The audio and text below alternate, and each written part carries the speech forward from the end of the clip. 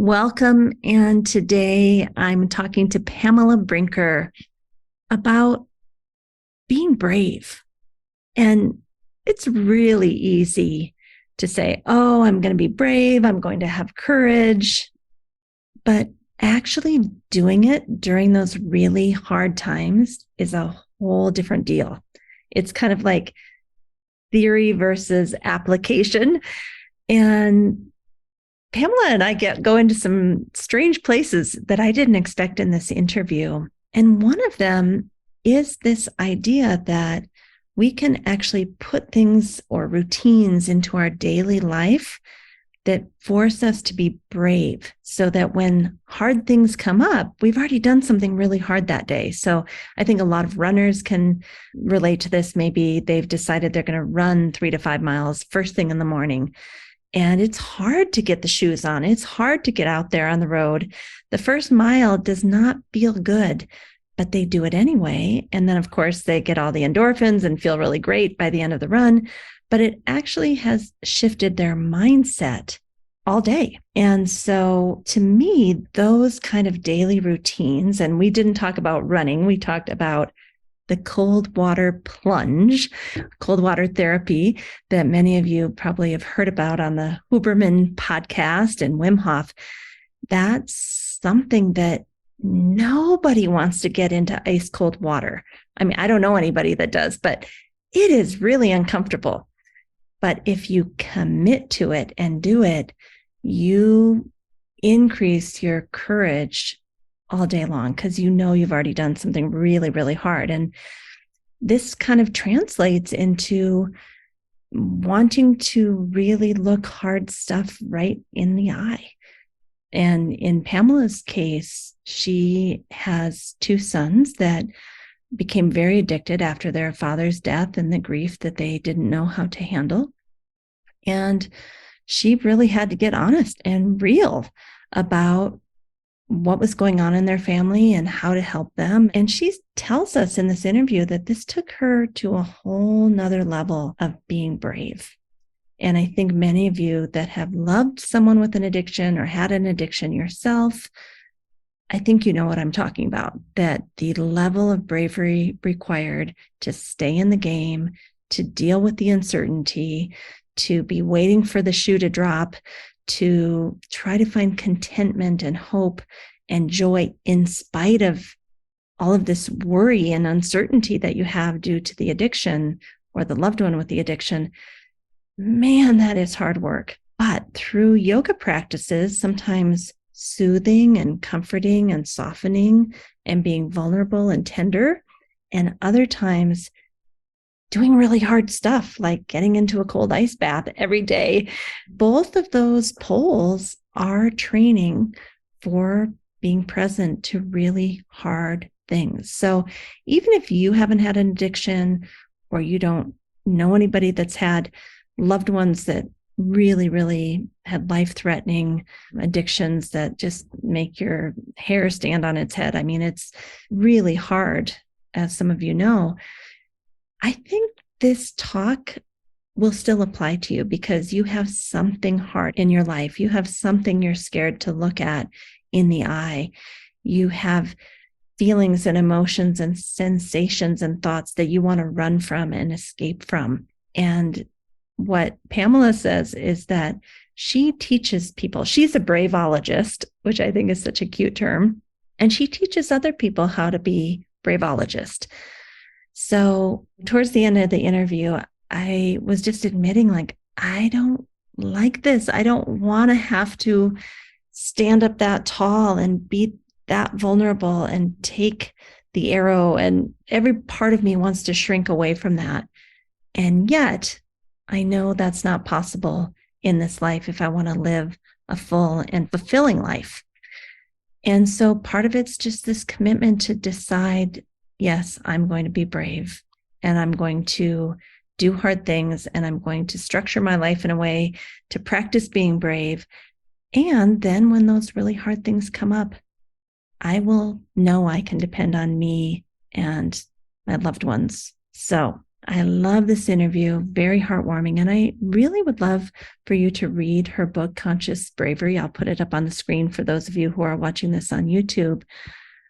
I cried when I read the book. It was touching. It was very touching. Conscious Bravery, caring for someone with addiction. And again, I think even if you don't know anyone with an addiction that's been really tough, I think this book teaches us just how to face life. So I welcome you to Pamela Brinker, and I hope you enjoyed her as much as I did.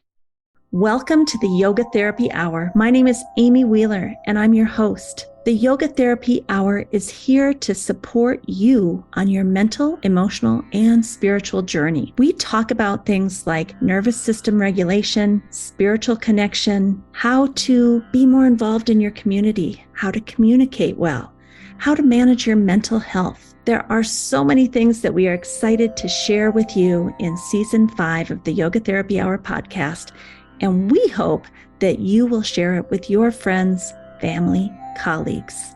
All right, let's get into today's episode.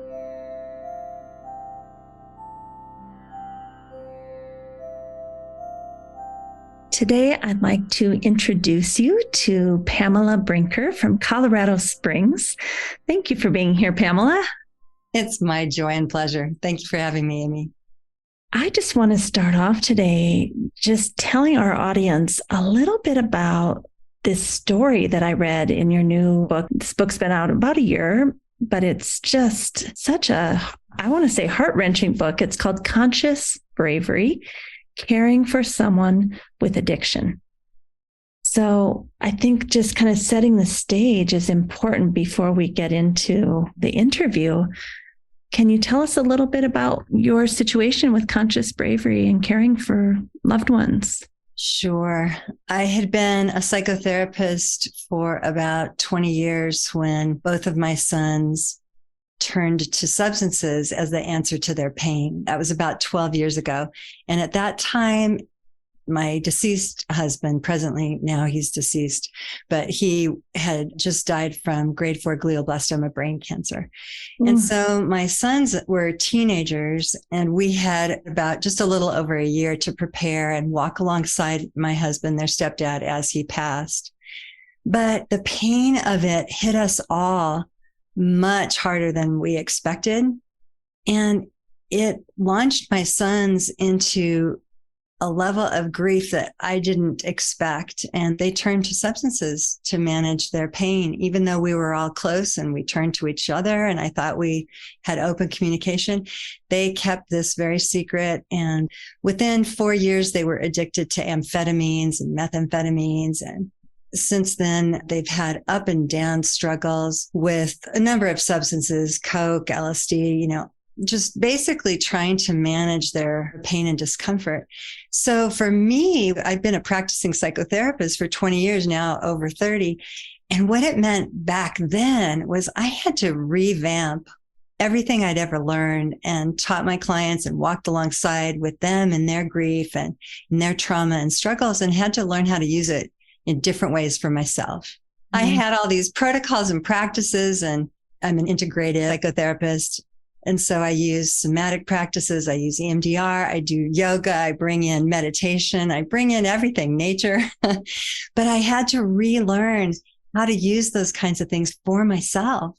And so it was really a gift and grace that this happened to me and to my family, because I never knew the depth of despair a person can feel until both of my sons were just in the throes of not just substance use, but true addiction, true cravings for methamphetamines and amphetamines that are like a compulsive, they have to have them, that kind of thing. I never knew what that was like for a parent or a loved one. It helped so many people with that. But it really meant that I had to practice things that I understood, but I didn't know. And so that's where the beginnings of Conscious Bravery started. I started putting stuff together and making new graphics for my clients and working things and reworking things and getting a little feedback about what worked the best and doing, again, somatic work with them, which oftentimes yoga asana poses during therapy sessions, and starting to apply them for myself. And, in the last, I guess, decade, I have seen people transform their lives like I have never seen. And it's really, truly being a wounded healer and knowing what I know now that I didn't have the depth of experience about before that has truly helped me to heal myself and to continue to reset and heal, and then to help others on their paths. I love what you said about you understood, but you didn't really know somatically. That's why yoga and breathing techniques and these more integrative approaches, as you say, are so powerful, because there's something to know in your mind. Yes, my clients are suffering. Yes, they're either addicted or caring for someone with addiction. But to feel it in your cells is a completely different lived experience. It's so true. And I have more compassion now than I ever knew a person could have.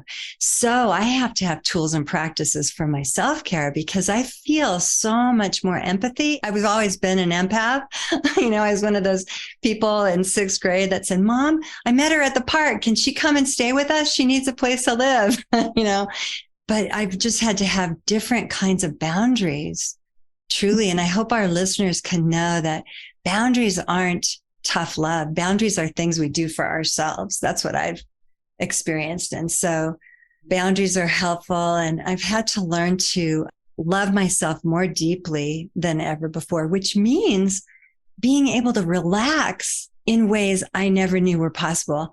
I am so able to relax now. And it's just so delightful to be able to access a level of rest and rejuvenation. I just thought when people talked about it, I was already doing it. I thought, I got that. I know how to do that. I do pranayama. I do my pratyahara. I practice the 8 limbs of yoga. I know what samadhi is, and I'm still achieving levels of it every day. But I did not know what deep, deep relaxation was until just recent years, really. How did you get to that? Because I think so many people think, yeah, I relax. Right. What shifted that you could finally let your nervous system, maybe this is part of the surrendering that you talk about in the book. It is, Amy. I love that you're bringing that up. I talk about assertive surrender because to me, they are the yin and yang. They go together, the darkness and the light. So I had experienced all of this severe, really kind of like harrowing trauma and the depths of panic, wondering, is my son homeless? Is he alive? Oh, I saw him homeless, but then he ran from me. Where is he now? What's happening? He was limping. Is he injured?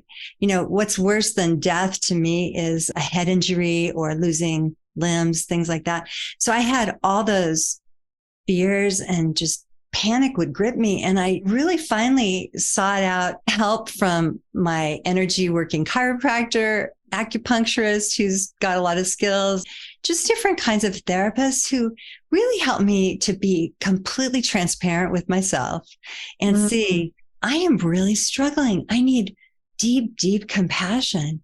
And what does that mean? What does that look like now? So through exploration, I discovered that sometimes compassion meant rest.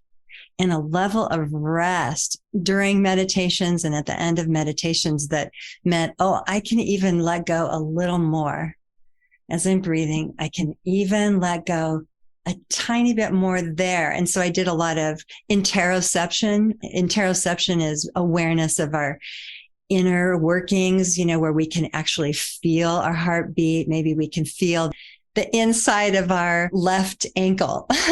And we have the ability to pinpoint our focus, which is part of the 8 limbs of yoga. Through pratyahara, we turn inward. And then we have this ability through dharana to concentrate. So I learned how to do that in a way that led me into just a deeper kind of relaxation for minutes at a time and chunks that really helped me to then rejuvenate and love life more fully. And Mm. that's the beauty of kind of this yin and yang, the surrender, as you're talking about, the assertiveness, the assertive surrender, the ability to be fully vibrant and alive. I think we all have that, but it means that we have to be able to know how to relax and rest as well, and everything in between. I just find that so ironic. And I agree with you that I am not fully alive and present and loving life unless I have a practice that involves rest and yoga nidra. In fact, right before this interview, I wanted to be alive and present with you and focused. So I did a 30-minute yoga nidra. Love it. No. Fantastic. Yeah. And that's beautiful. And I love beautiful practices, yoga nidra, being in nature, that sort of thing. But also you asked, how else did I come to this? Mm-hmm. And I don't talk about it in depth in the book, Conscious Bravery, but I do talk about having magical flexibility. And to me, having that magical flexibility that we want in our asana and we want emotionally and mentally comes from doing some really tough things like death practices.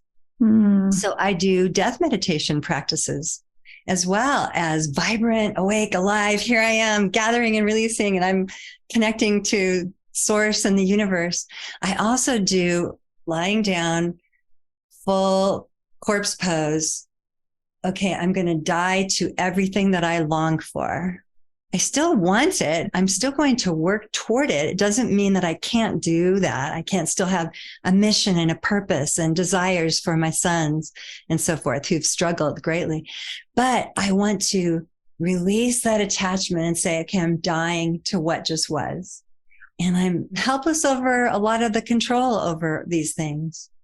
That yin and yang, that ability to be fully vibrantly awake and alive, and the ability to die to who we were and to the previous moment. Those are such crucial things that are integral in conscious bravery. Yeah. Again, it's ironic that we may feel most alive when we detach and let go of the longings. I think it's an interesting juxtaposition. Most people, if they wanted to feel more alive, they would go out and seek out awe-inspiring, expansive things, right? So it's a really nice contemplation, I think, the pairs of opposites and how going in one direction can actually enliven the opposite direction. So true. Yes. And you talked about things I do and how do I integrate yoga into my practice.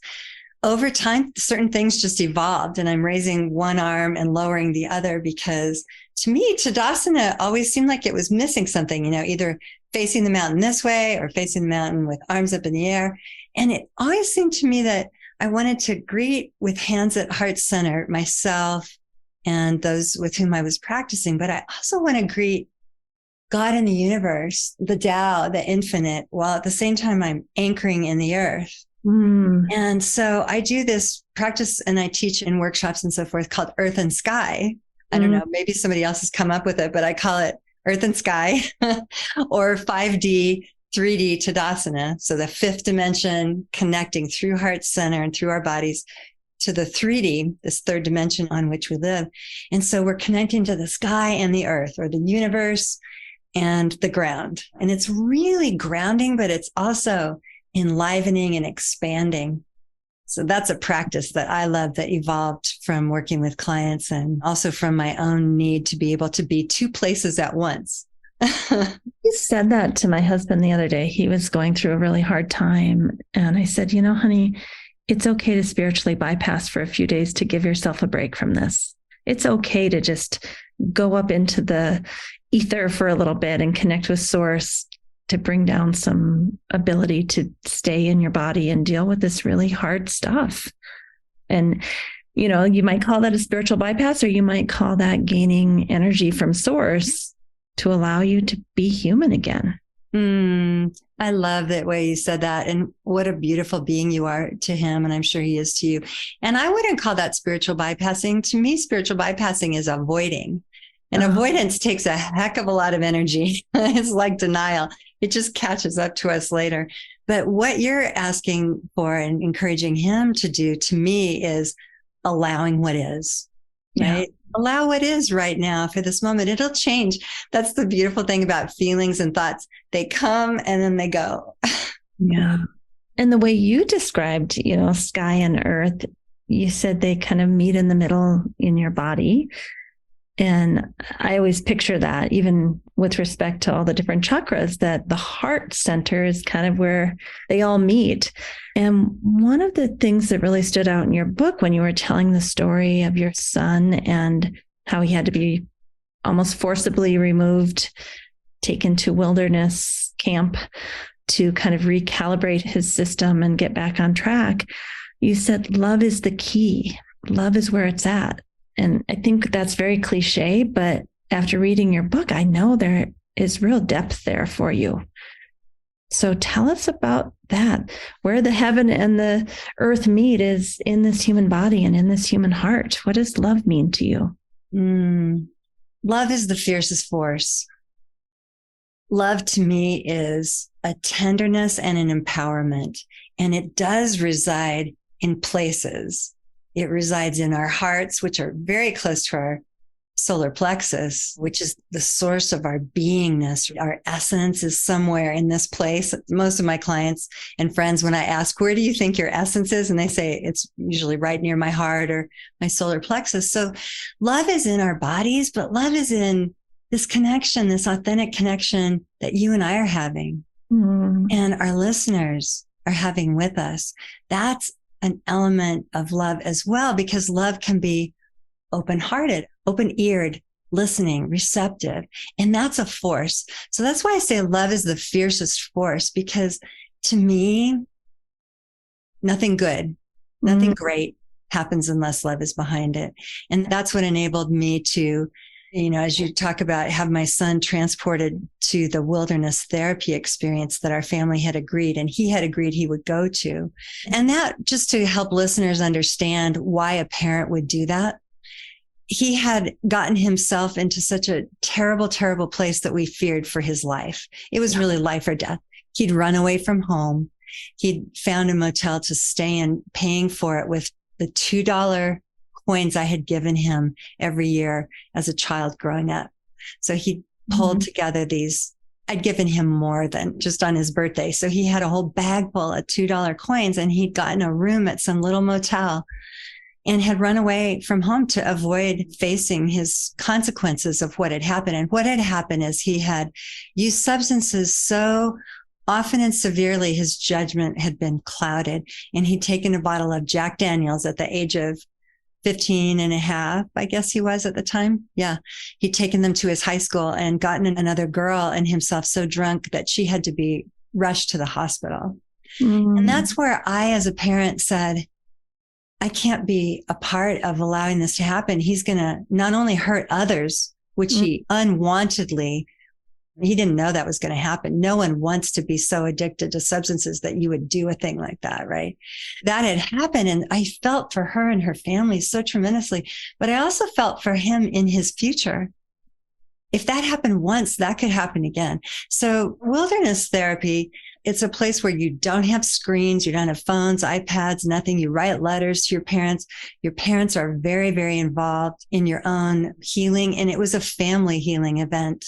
But he's out there alone, just to be clear, and you're at home writing him letters. Right. Yes. Well, he was out there with a team of 2 field guides and 7 other young men in the wilderness in southern Colorado, going from place to place, making their own shelters, bringing their own food on their packs. They had 45-pound packs, carrying them around. They really grew up. It was a coming of age event for him. He really learned in 3 months what it meant to be a young man. Yeah. And learned how to start a fire with just a kit, flint and wood. I mean, they took them down to the very basics, but it was really life transformational for him and for all of us. And a lot of awareness began back then. And yeah. You say on page 110 of your book, it just jumped off the page. You said, we don't have the luxury of despair. I have friends and family that have gone through exactly this with their addicted children. There was a lot of despair I think everyone just is kind of waiting for something bad to happen. And it's such a horrible feeling to have your loved ones needing this type of intervention. But what do you mean by that? We don't have the luxury of despair. Well, first, my heart goes out to you and anyone listening. If you've had this happen to you, my whole heart is with you. And if you haven't had this happen to you, be prepared, because mental health challenges or substance use issues and addiction will come your way. You know, everyone thinks, oh, not me, not now, but it's just going to happen. It's so common. And it's a mental health issue. It's a disease. At any rate, I really borrowed that I got that originally from Cheryl Strayed. When I first read it in her book, Tiny Beautiful Things, I realized I am waking up in fight, flight, flee mode every day. And I'm staying in it constantly. I'm having to reset so often. I'm feeling panicked. My adrenals are firing. I was wondering what was going to happen to my sons. You know, when the phone would ring, my heart would drop. I would wait for what I thought at the time was better news. And sometimes better news didn't come. You know, it was only harder news. Like, oh, now they have this diagnosis, or it's more than ADHD. They are having psychotic symptoms. We want to try this medication. Hopefully they'll come out of it. You know, hard things. And so to say to myself often, I don't have the luxury of despair. I choose to stand on a foundation of contentment. And I am going to be this tall tree that can bring hope. If I can't do it, how are they going to figure it out? So I don't have the luxury of despair as a parent or as a therapist. It's my job as a parent and a therapist to contain my stuff so that I can be with you, my loved one, my client, so that I can support them and hold space for their pain. And how can I do that? I have to live what I hope for. I have to be that hope, you know, so I can be an oasis for them. So I believe in fully embracing all of our emotion and then letting it move through us. Because if I stay stuck in panic, I'm just going to hurt my own health. And my sons are going to look at me and go, yeah, right. How am I ever going to get off substances if you can't deal with this? You know, I've got to be able to. And so I choose to commit to happiness and to protect my happiness with my life, really. And so every day it's a practice and a commitment and a privilege to return to happiness, to return to love, and stand on that foundation of contentment. I like what you said, that it's not that you're not suffering. I mean, again, you're not doing a spiritual bypass. You're feeling it. You're waking up in fight, flight, freeze, all of it. And let it move through you, through your somatic practices and breathing and meditation, and come back to, okay, here's the contentment or the santosha that I want to move through life with. And I just think it's a total mindset training. I mean, many mornings I wake up feeling anxious, and I just have to say, okay, you're anxious, move through that, and then do your practices, and then come back to, who do I want to be today? How do I want to show up in the world? It takes a lot to keep doing that day after day. That's powerful, and it's beautiful. Love that you're bringing that up. I have bravery keys. So at the end of each chapter is a bravery key, but it is a little bite of bravery. And one of them near the end of the book is, we can live from wonder and joy instead of despair through conscious bravery. And it's exactly what you just mentioned. We practice and we reset and we recommit, because there's just so much despair in the world, and we can experience it every day. And it's really brave, I would say, and courageous to choose to stand in the light and let the dark be the shadow. You know, I believe in embracing the shadow. I have Jungian training that I integrate into my work. Carl Jung talked about the shadow and embracing the shadow and being aware of our shadow. So we want to know our disowned parts, you know, and we want to bring them in and integrate them, but we still want to be able to return to the light. And we have to really, to help one another. And so my mission isn't just to help myself and my family and my clients. It's to be present with whomever I meet, whether it's someone that just got their first job after being homeless, or they're still finding their way, or the checkout person at King Soopers. I want to be present with everyone that I connect with.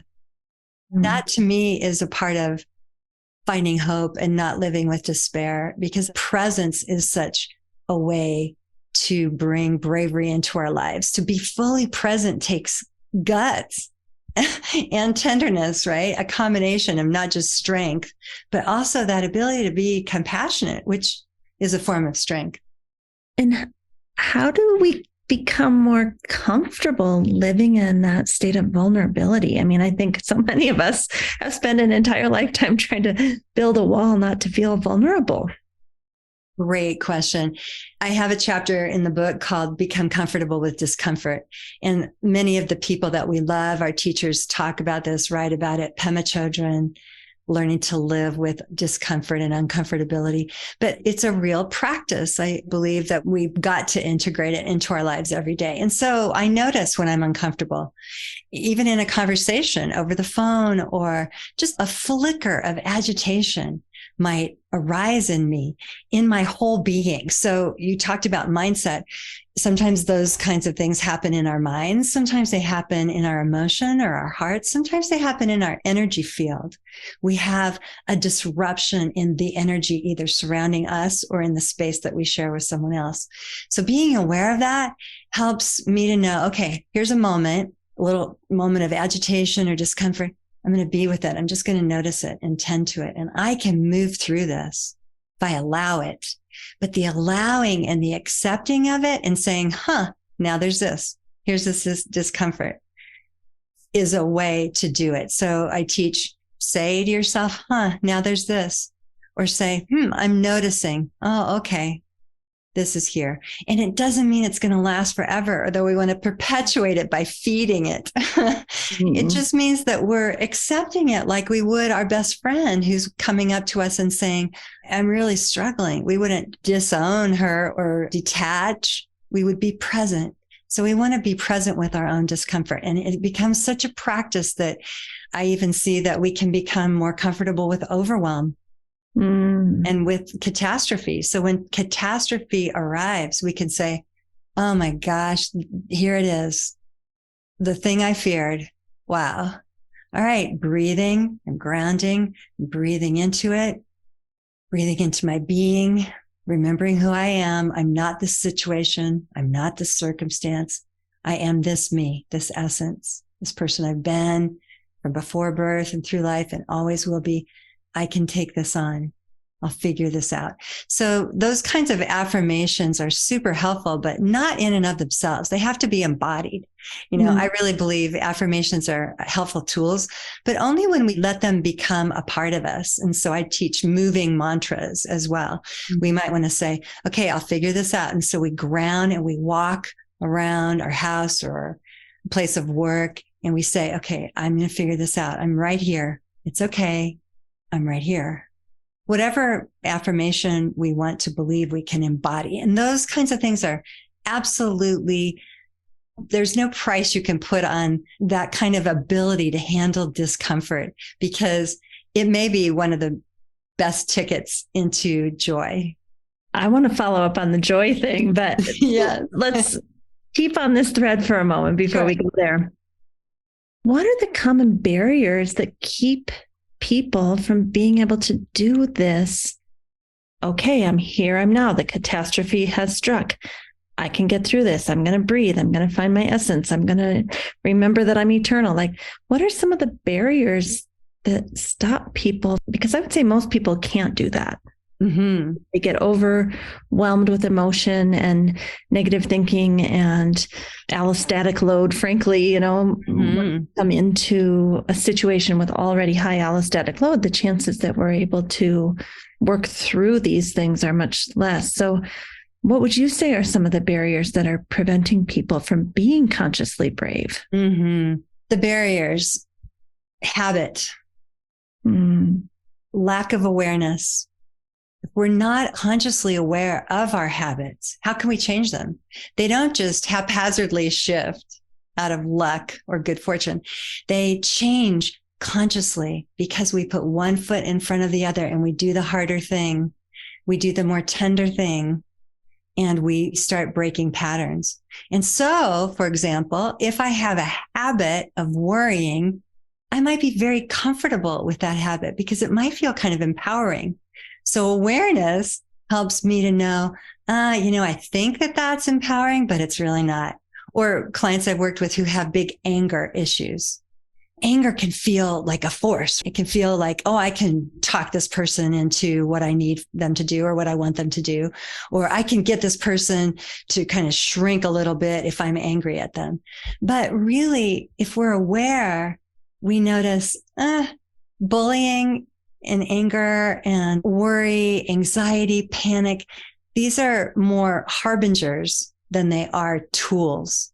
They are little wake-up calls that make us pay attention. In other words, voices to maybe get our attention to help us learn other tools that work much better.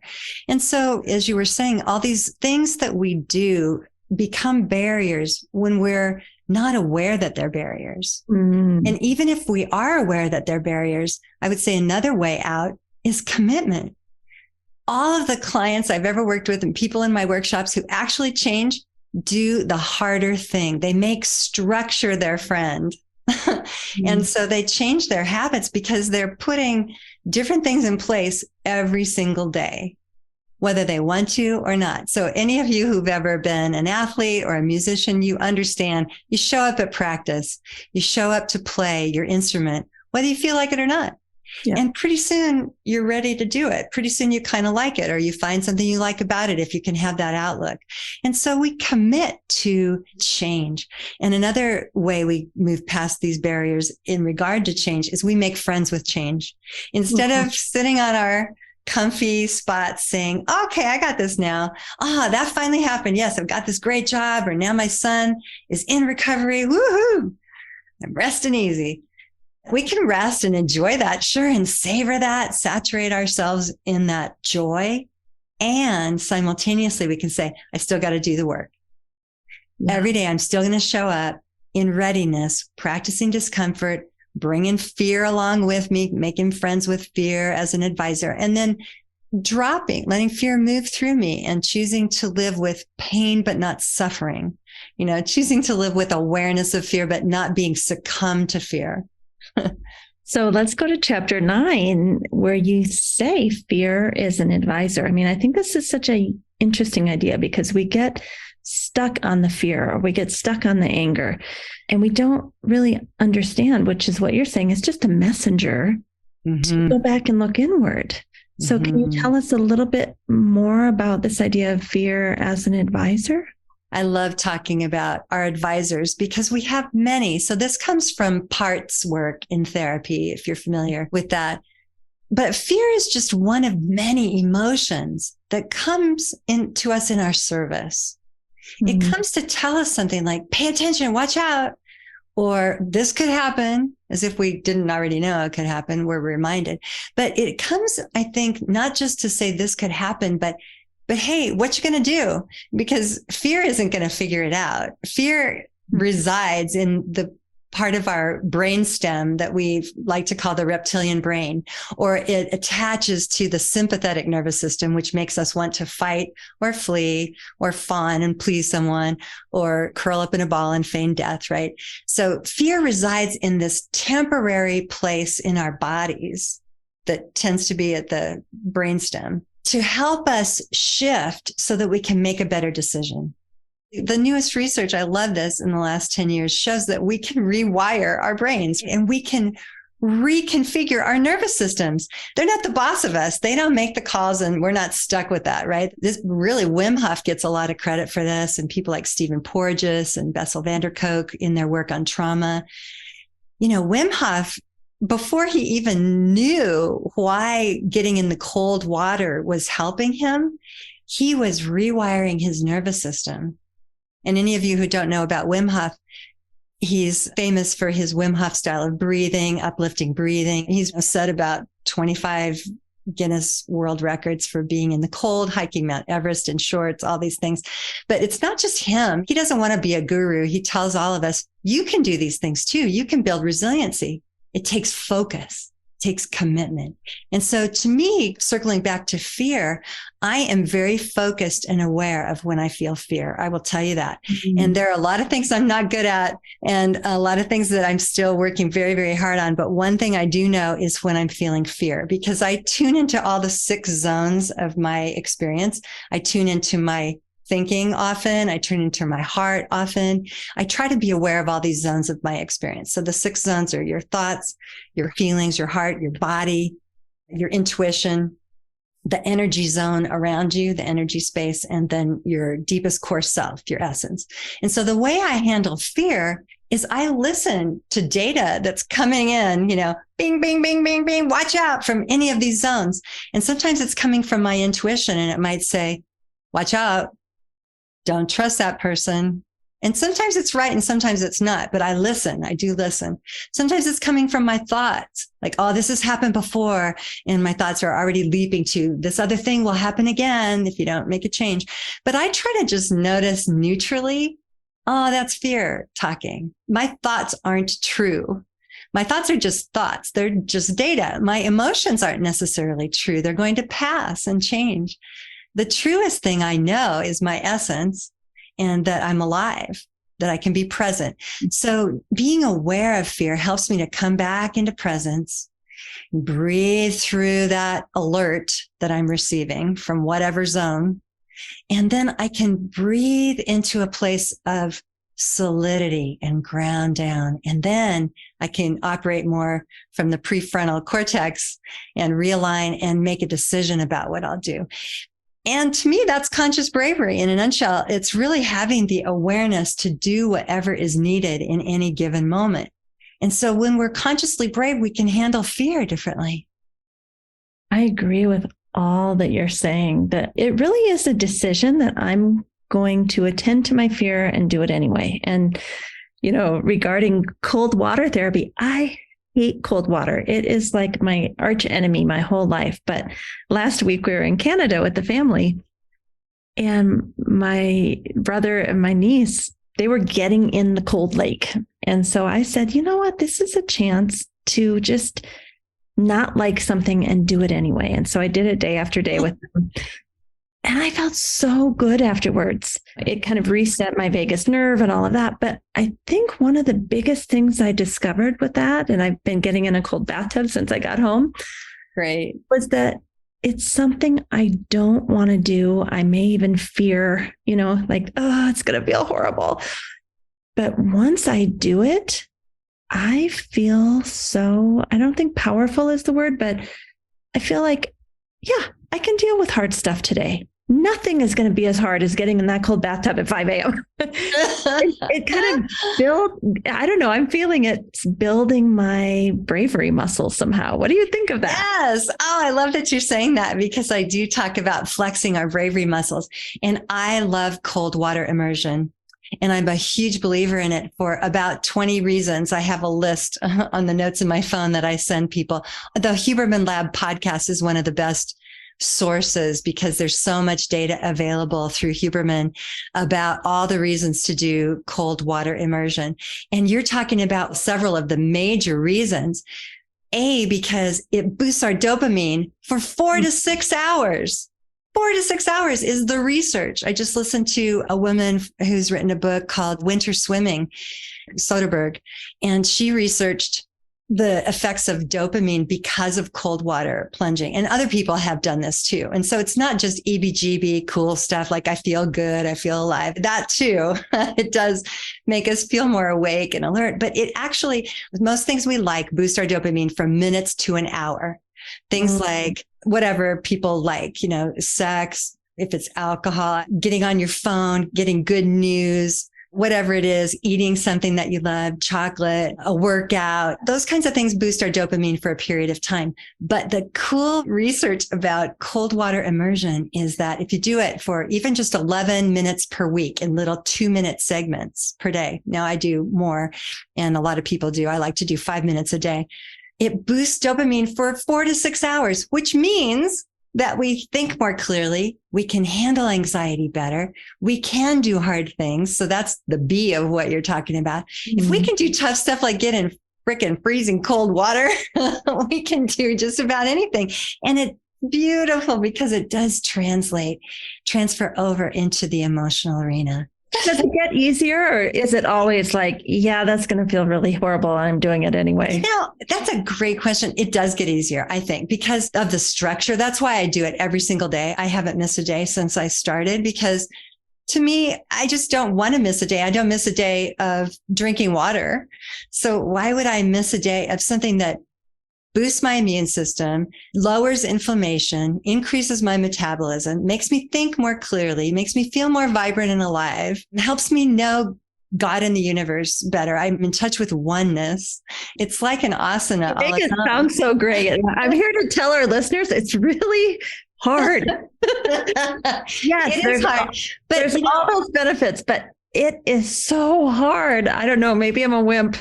Oh, you're not a wimp, Amy. I've been a thin person my entire life, and I've always been a swimmer and always the last person out of the shower because I was like, like in the shock phase of having the chills. And really, I've learned that that's what the chills on that level is. It's a pre-program from my ancestry to just not like the cold. So I just decided, I've been a Colorado girl forever, and I've been a skate ski racer.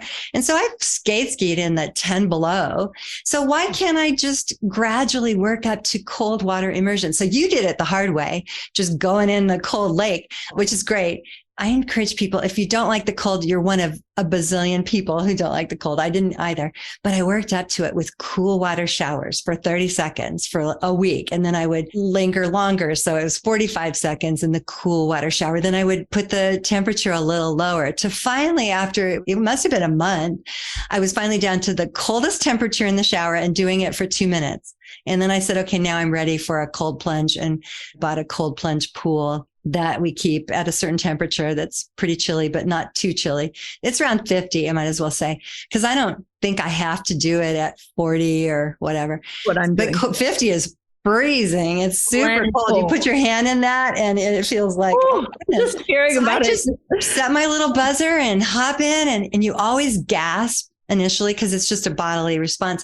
But now I'm able to breathe through it in the same way I breathe through panic and anxiety. And I settle down in 20 to 30 seconds. And then I'm looking at the trees and feeling synergy with nature. And to me, it's like I said, it is an asana. I move my body around in the water. I put my face in the water.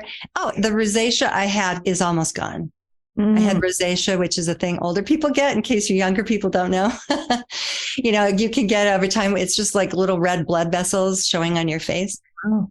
I don't have it anymore because I've put my face in the cold water for 12 to 15 seconds, about 4 times during the duration of that 5 minutes as well. But it lowers blood pressure. I feel great. I feel better than I felt when I was 50 and I'm 62. So. Wow. Well, I can't promise I'll keep doing it, but I think like anything hard, the more often you do it and just say, okay, this is a decision I've made. We're not going to overthink this. We're not going to question this. This is what we do. And then, like you said, it probably becomes easier, although I'm not there yet. Oh, I think you'll get there if you commit to it. Commitment is the key to anything. Commitment is what conscious bravery is about. If we don't commit to becoming more consciously brave, it's not going to happen magically. Right. I love to say that bravery does not occur with the wave of a magic wand. That's the main thing I want to tell people. And I think some people could say this comes from a place of privilege, that we even have the bandwidth in our life to take on such a commitment. And that may be true, but I would also argue that for those of us who in the past or even now don't have any bandwidth, it might even be more important to commit to being consciously brave, because life gets harder if you don't do it. That's brilliant and absolutely true. If the hard times, the really, really tough, harrowing, tragic times have not come into your life yet, they will. So you might as well just love life into it and do it while it's a little easier.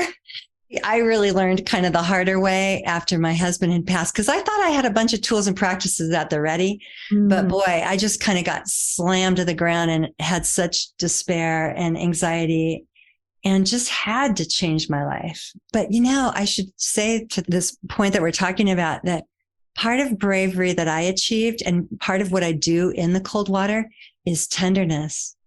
I'm loving myself. I'm tender with myself because I'm saying, oh, this is hard. I'm going to do it anyway. And I do that. I hug myself with compassion, physically putting my arms around myself sometimes when things are really hard. And I say, oh, dear one, this is really tough for you right now. You're going to get through it. Interesting that we got on this cold water kick, but the similarities between immersing yourself in cold water and just deciding to be present with something really, really damn hard. There's so many parallels there. You got it. Most people run, like you said, a lot of people can't deal with it. And they run in one of many ways. They run through avoidance or denial. These are where we came up with the defense mechanisms. We project onto someone else. Oh, I didn't feel that, so I'll just yell at my dog or whatever. Or we intellectualize. We do any number of things. We use substances to try to take the edge off. But really, to be able to face whatever is means that we're the kind of friend somebody else wants to have, because we're going to walk alongside them unconditionally. And that's what we want to be for ourselves. I was just going to say, we're the friend that we need to have for ourselves, to trust ourselves enough to be brave. I love the way you said that, to know we can count on ourselves. I know I can count on me. And I would encourage anyone who's listening to know, if you've been through tough things, try to remind yourself of that. You've done tough stuff before. And again, another thing I write about and say is that conscious bravery isn't always tough as nails. Bravery can look like softness and it can sound like stillness. So back to what I was talking about in the beginning with relaxation, sometimes the most brave thing I can do is be silent and hold faith. I love that, because I think when I hear the word bravery, I think of it as more forceful and more masculine, and I'm going to get this done. And that might be needed sometimes, but sometimes to go tender, vulnerable, slow down, feel more is just as difficult.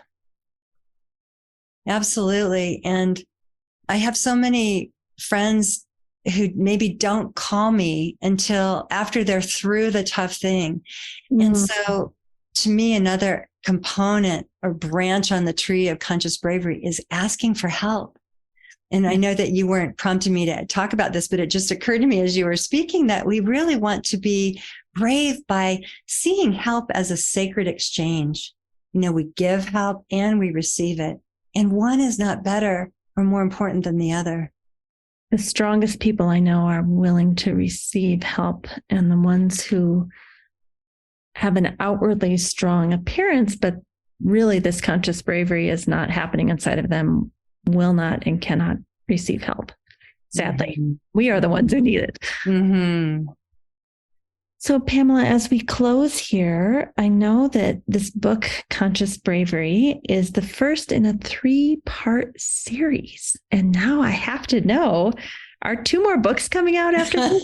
So what are they about? That's what I wrote about in the beginning, Amy, but I'm not sure.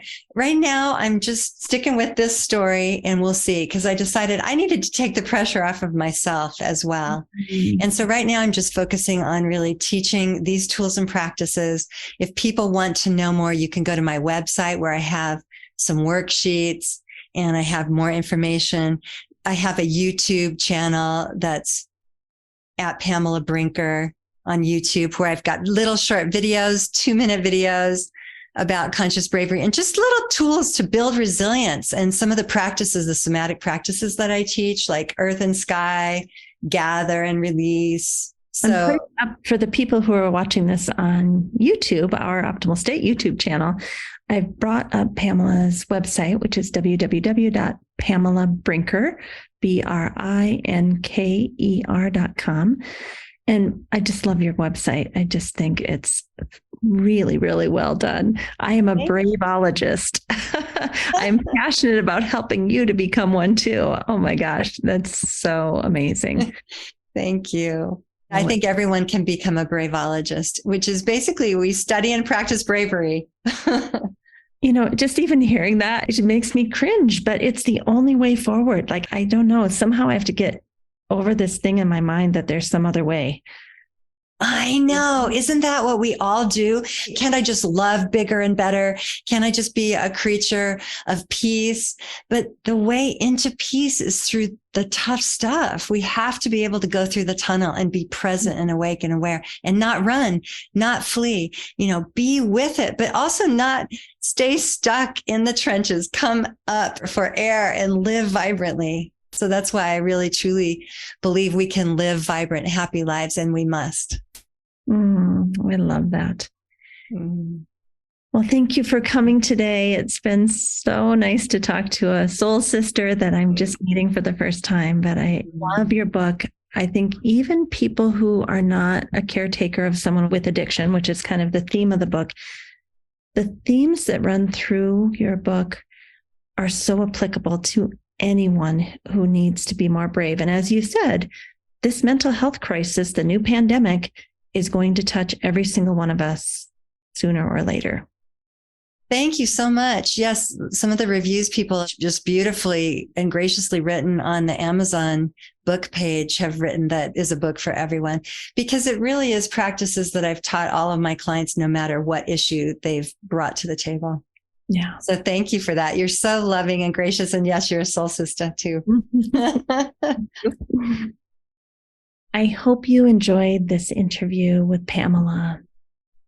And one of the things that I've thought about for a really, really long time is this idea we don't have the luxury of despair. I look at certain communities throughout all of time and history that have had really, really unfathomable things happen to their communities, whether you look at the Jewish community or those people who have endured slavery. We could give lots of different examples. And I've always thought, how did they do it? How did they not give up? How did they not collapse? How have they come out the other side being stronger, knowing themselves, feeling confident in themselves, feeling even better than before the tragedies that happened? It's almost, I can't understand it, but I think this explains it. We do not have the luxury of despair. So that's something I'd like to leave you all with. I think some of us who have privilege in the world, we can allow ourselves that luxury of despair. I don't know if that's because we have so much comfort and therefore we can go there and wallow in it a little bit, but I'd like to challenge all of us to start thinking that way, that no, you can feel it, you can move it through you, you can do somatic practices, you can talk to friends and get empathy, but at the end of the day, you don't have the luxury to give up. And the only way forward is through hope and joy and being a strong pillar for yourself, your family, and others.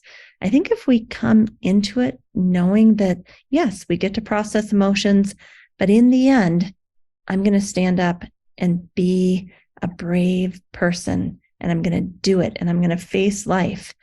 If you've already made that decision when you start, it's a very different experience of being alive. So that's my challenge to us, is to just decide that that's the kind of person we're going to be.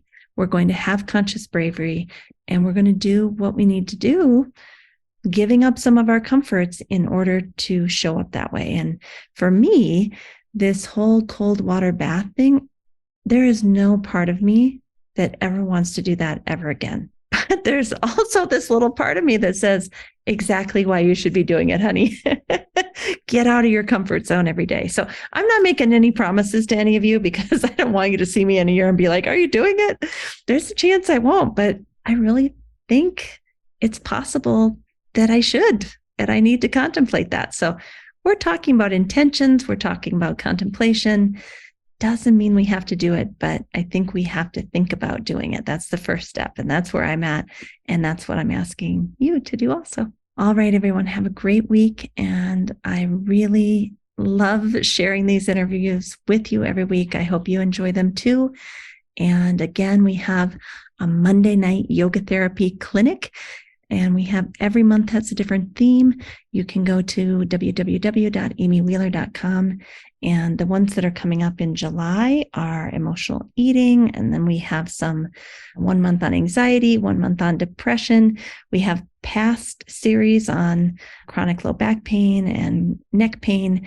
So if you're interested in being part of a Sangha that kind of works through a topic together over 1 month, we'd love to have you as part of our family. All right. Thank you. A special thank you to our team here at Optimal State. We are truly a global family. George Mantuan, one of our executive producers. Adam Satchel, senior media producer and sound engineer from the Philippines. Krishna Panchal, a producer from Canada. Modupe Abdullahi, who does the show notes and is an editor for us from Nigeria. And Peter Morley, who wrote and produced the music for this show, who lives in Australia. Find more about Peter's work at www.zenmusic.biz. Thank you for listening. We'll see you next time.